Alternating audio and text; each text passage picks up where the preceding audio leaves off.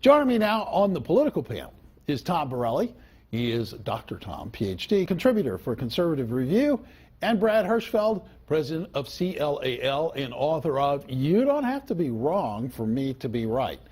I tried using that argument with my wife at one time, and it didn't work out very well, Brad, so it may be the good title of a book. But practically speaking, it's not going to get you anywhere, buddy, okay? Let's start by talking about what some people think is an ethical violation, other people think is a legal violation, and I think two guys are very good to bring it up with. And that is FBI Director James Comey.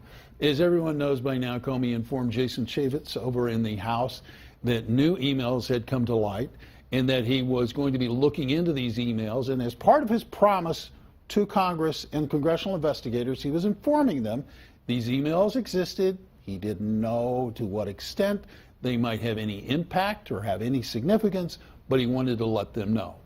The legal side of this argument is he made a promise, or the ethical side is he made a promise. The legal side is he could have been in really hot water if he hadn't done so. The political side of this is that he's being blown up by everybody at this point. Tom, let me start with you.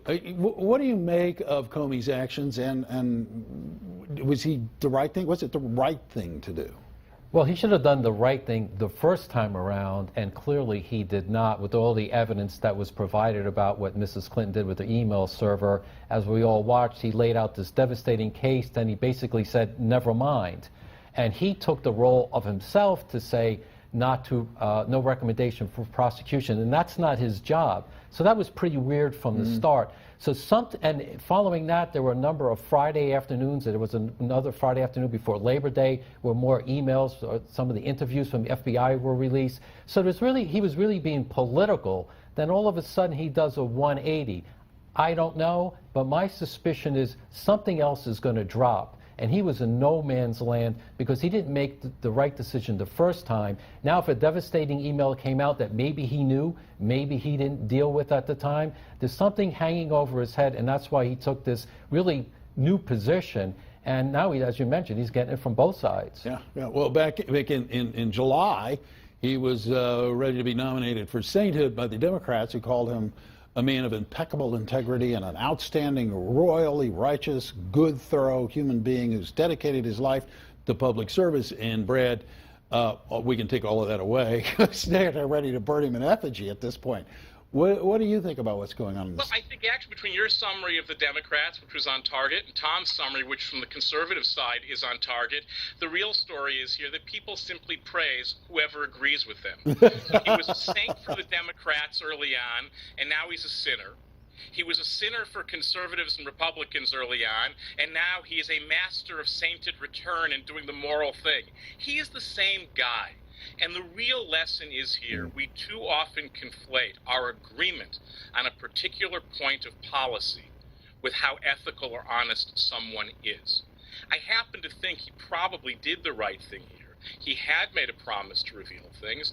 There is nothing about either his earlier behavior or his later behavior, it seems to me, which is politically motivated, though it clearly does have political ramifications. If I was slightly pushed away, which I may be, from him choosing to reveal this information now, it would simply be because the argument for revealing it now is that the American public, not simply the Congress, has a right to know as much as possible, right, as much as the FBI can know about the candidates, in this case one who is under investigation, Hillary Clinton, before they go to make a decision about who should be president. And I think that's a very serious issue, and they do have that right.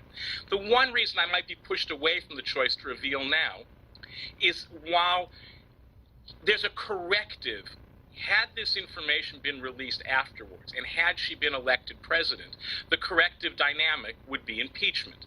In other words, there is a way to supplant the choice that people make if it turns out she has done something illegal. I'm not 100% certain there is a way to unring the bell of the social impact of his decision.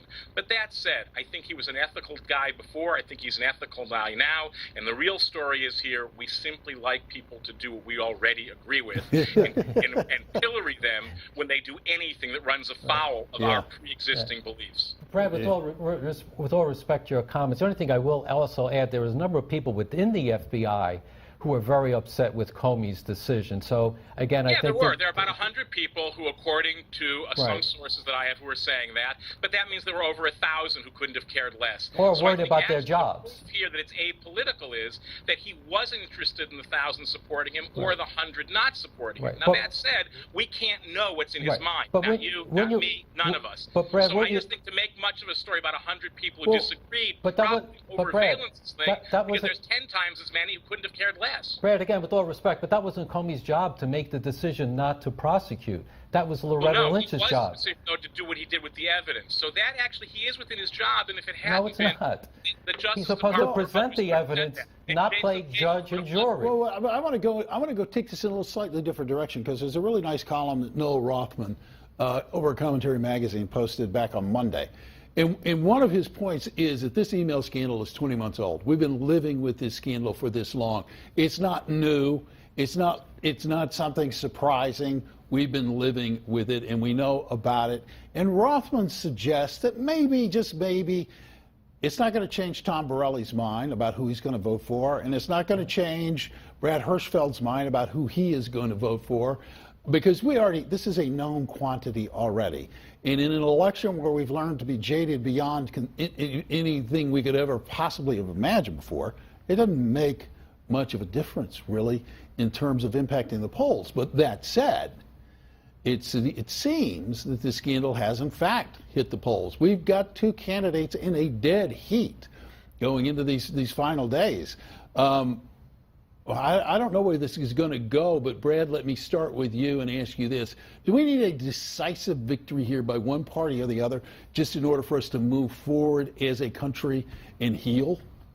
First of all, I think there's two different kinds of decisive victory. One will be in the Electoral College, one will be in the popular vote. I don't think we're likely to see that in the popular vote. I think the real story here is that it is making a difference, and it's mystifying to me, yet it's not. There are people who are undecided, because we have never had two candidates run against each other where the support for each of them was so incredibly soft.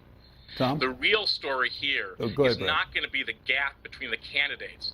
It's going to be whether the American public on either side of the political aisle is prepared to start demanding more and better from the people who represent our respective positions.